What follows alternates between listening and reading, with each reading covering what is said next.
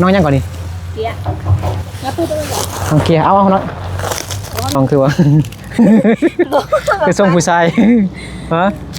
ส่งออกงานตีแม่นบอกส่งไปเกี่ยวเขาเนอะ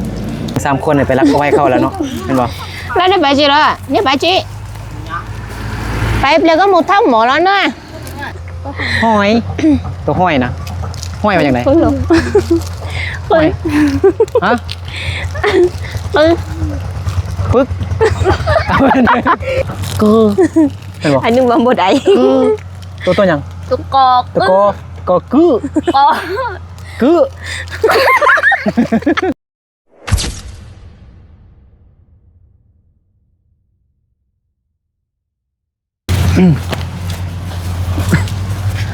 สบายดีพี่น้องเบิร์ดสุขูสุคนที่เขาลงพักแพงเด้อเมื่อนี้มาหาน้องปลายงอยู่เฮือนบ่น้องปลายงอยู่เฮือนบ่โอ้ยFC คิดฮอดน้องปลายงไปนอนเสร็จกองก่อนน้องปลายงไปนอนให้จักมื้อจักคืนเก้ามื้อบ่ฮอดเว้าไปบ่ฮอด8 มื้อกับบ่ฮอดฮอดเทฮอดเด้อเจ้านับอยู่เด้อนะนัดอยู่ไปวันเสาร์ไปศุกร์มาวันเสาร์มันศุกร์นั่งอ่ะมึงดูโอ้ไปเกี่ยวเขาไปให้มานี่หน้าตาดำแล้วบัดนี้เนาะบ่ขาวคือตะกี้แล้วแม่นบ่ให้ยกซื้องามคือเก่าหั่นแหละเอาล่ะใจโดยเพิ่นอยู่นำน่ะมานี่น้อยเอาขนมกินน้องยังก่อนดิเกียร์น้องเกียร์เอาน้อยขนมขนมนั่งนี่ดิไอ้คือเห็นผู้ใดผู้นึงเมื่อกี้นะน้องดวงใจมานี่ดวงใจบาเตอร์นั่นน่ะดวงใจมานี่ว้าแต่ไฟสิมืดแล้วเนาะมานั่งเล่นนำกันวะมานั่งอย่างนี้เลยก็ได้ป้าเถอะต้องดวงใจงามดิมานี่นั่งนี่ไปนึงกันอยากกินขนมยังอยากกินขนมยังยังก็ได้เบิ่งนั่งลงลองนั่งมือดูได้บ่นั่งมือดู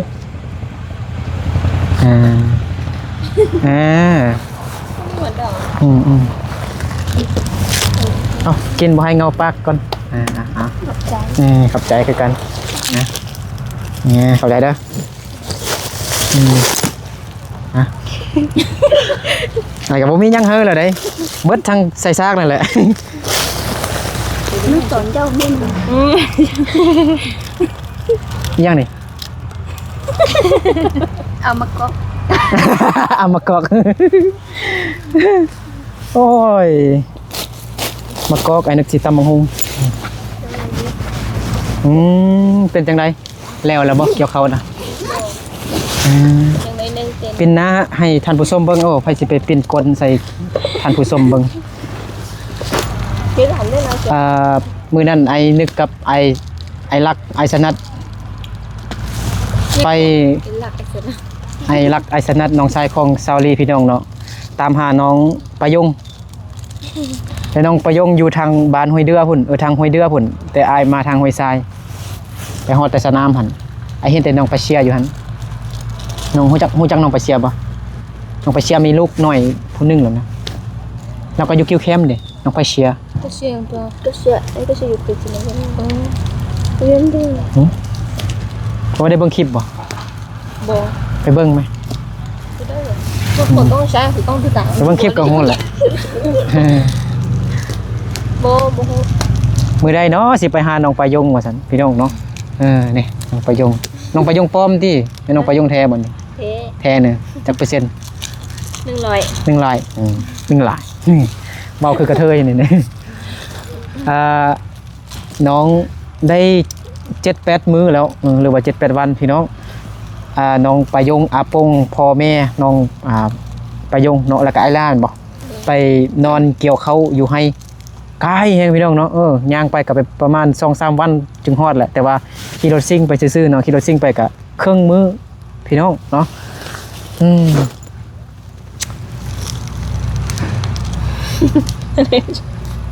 ก็เหมือนอ่ะ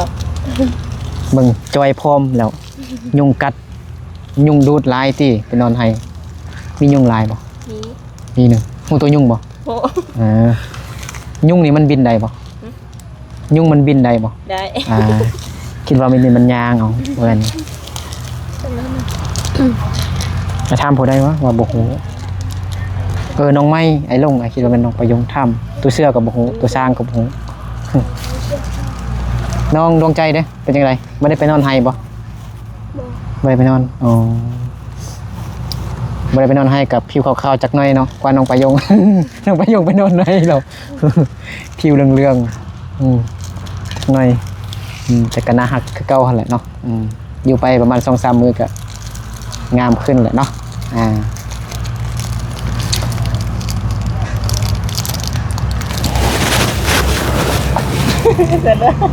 เดี๋ยวสักก็ต้องหลับ น้องใจยิ้มดู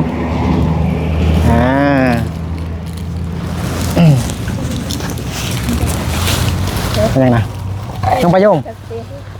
ไปออกให้งานเหรอวะไปออกให้งานวันนึงเบิ่งทรงน้องคือวะ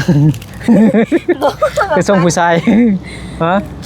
ทรงออกให้งานติแม่นบ่ทรงไปเกี่ยวข้าวนึงแม่นบ่ เป็น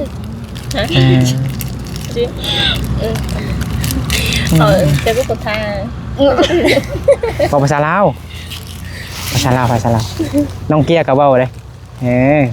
จังนั้นไอ้นึกสิให้ห้องเพลงเด้พ่อแม่แล้วก็อาปุ้งยังบ่ทันได้กลับบ้านเทื่อแม่นบ่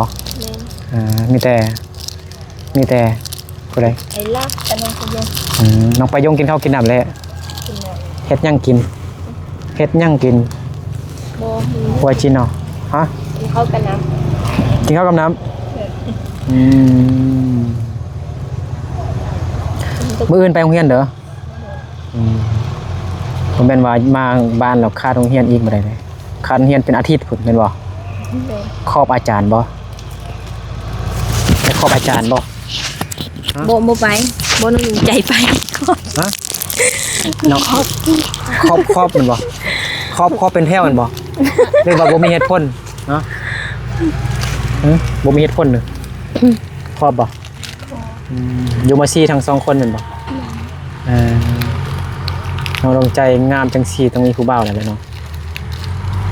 ยังบ่มีเท่าติบ่มั่นใจอีกจิตทัศน์ตีจะ คือผู้สาวจีนเด้อเนาะผู้สาวจีนสาวญี่ปุ่นเจ้าค่ะจะชนะเดี๋ยว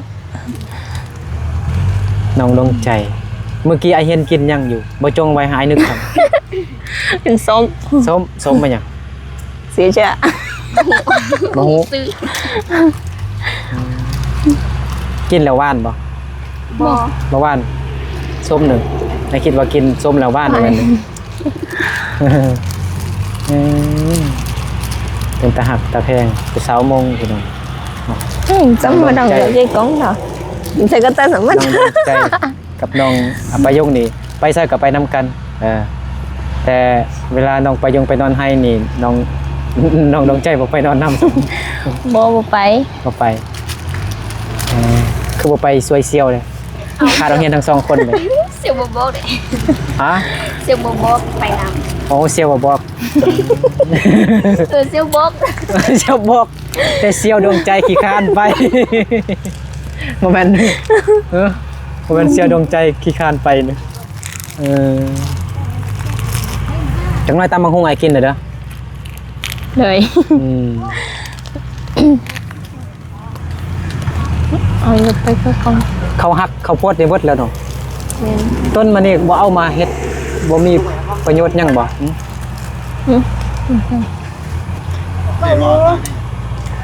สบายดีไปยังมาคุณมันแก้วบ่เอามาค่ายบ่กินบ่หมดก็ค่ายเนาะเอาเงินซื้อเบียร์กินแต่ก็ไม่เห็นเลยนั่นเห็นไม่ตาช่วยคอมเมนต์อันนี้ถึงเอาหน่อยชนเตาชนเตาแล้วชนเตา hay trốn đâu à แม่ยัง จ่อ ไปทำแม่นะ Vâng. แม่ปื้อเตะ Thanh phụ mẹ vào thanh vào phụ mẹ phụ mà bán พ่อแม่บอกมาเอากันลักลมผู้เบา bố ลูกมามามา นักเลง3 คนเนี่ยไปรักเอาไว้เข้าแล้วเนาะเห็นบ่ lấy đây bà chị đó nhớ bà chị phải lấy có một thóc mỏ nó nữa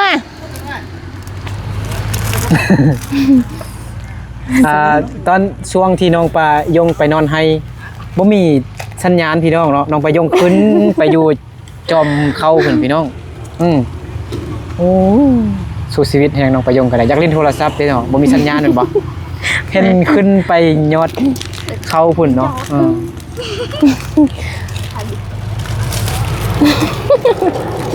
แล้วยังดวงใจฮะดวงใจว่ายังก็ ผู้บ้าน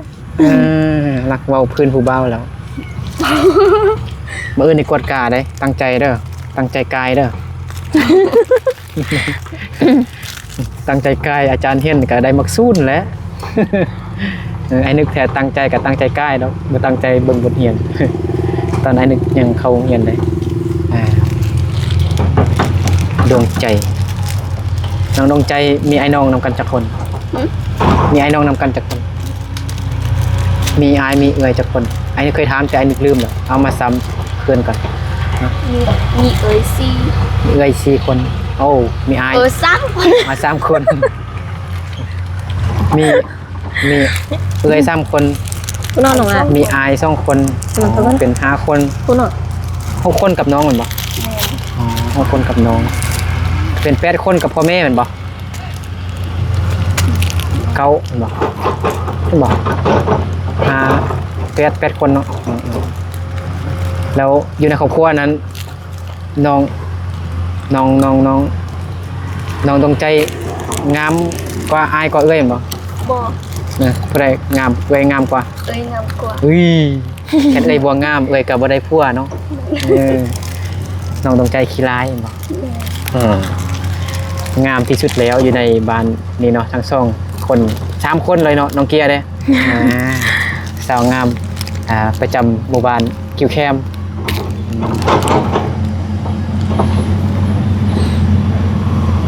เดี๋ยวนี้คือผู้สาวญี่ปุ่นเนี่ย thì rất là đỏ น้องดวงใ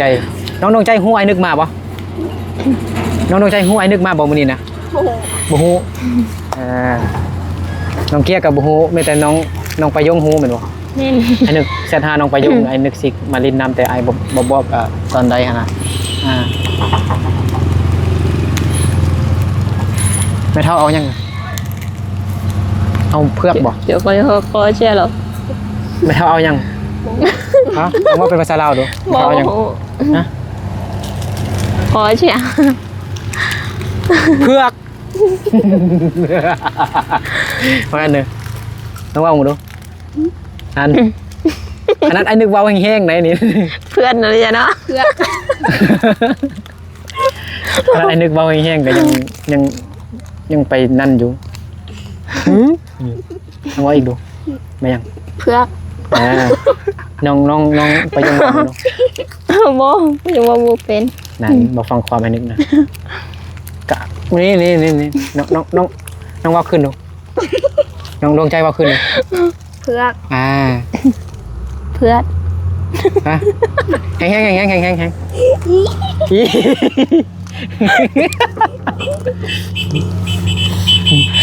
ไปซุกน้องดวงใจไปจับสิขี่ไก่เอาขึ้นแห้งๆหน่อย เพื่อ แห้ง phượt เพื่อนน้องเกี้ยวว่ามึงดูเพือกนั่น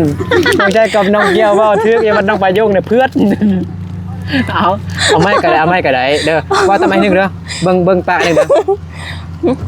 เบาแห้งเด้อเพือกสระเอื้อกบ่แม่นสระเอื้อดเพือกบ่แม่นน้องดวงใจไอ้ให้น้องปลายงบ่เพือกphượt ยังมาเพื่อนบ่ได้เนาะ bố bên đây ตำมักฮุง ลองว่ามึงดูตำมักฮุง ตำมักฮู น้องไปยง บ่ได้ เอาเว้าบุงก่อนเว้าคือน้องบ่ถือก็บ่เป็นหยัง บ่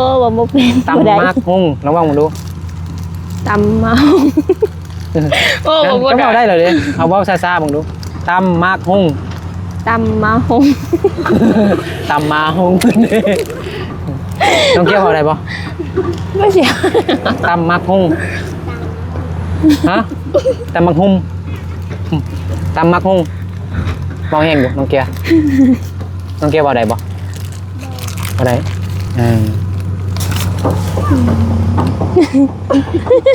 ตำมักฮุงเห็นทั้ง4คนแล้วบัดนี้ครับ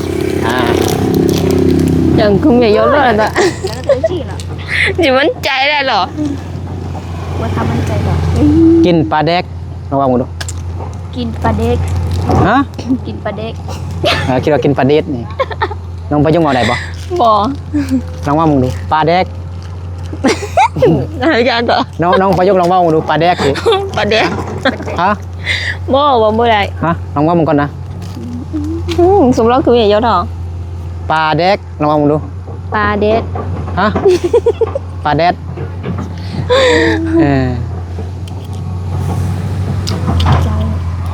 ทางนี้งามเนาะอันนี้ก่อนนะ ถ้าจะไปคุณอย่ายกหรอ อันนี้เมื่อยวะเนาะ นั่งตังไหมเอาอนุไม่ตัวหรอหรอ เฮ้ยไม่หมอหรอไม่หมอหรอตั้งภาษามุ่งมาจากไหน ต่อ ฮะ ต่อ ต่ออาจจะ มาเฮียนภาษามุ่งนำน้องนั่นนึงเนาะ ใส่กระต่าย มังฮงภาษามุ่งมาจากไหน บุกก็หรอ ฮะ ต้นตรง ดอนดง ต้นตรง เกาะดอนดง เลย มักแตง ดี ดีมักทัว เต่า เต่าห้อยตัวห้อยนะห้อยมาจากไหน เพิ่งหรอเฮ้ย ฮะ ปึ๊กมายัง ปลาเด็ก ปื้อ ปื้อ เหลือก็หาย มายังนะปื้อฮะกือห้อยมาจากไหนนะกือแม่นบ่ cứกัน ลองว่าอีกดูกือแม่นเหรอแม่นเหรอบ้าบ่ฮะตื้อตื้อแม่นบ่ตื้อแม่นบ่แม่นตื้อบ่บ่แม่นอีหยังล่ะชนะกือกับบ่แม่นตื้อกับบ่แม่น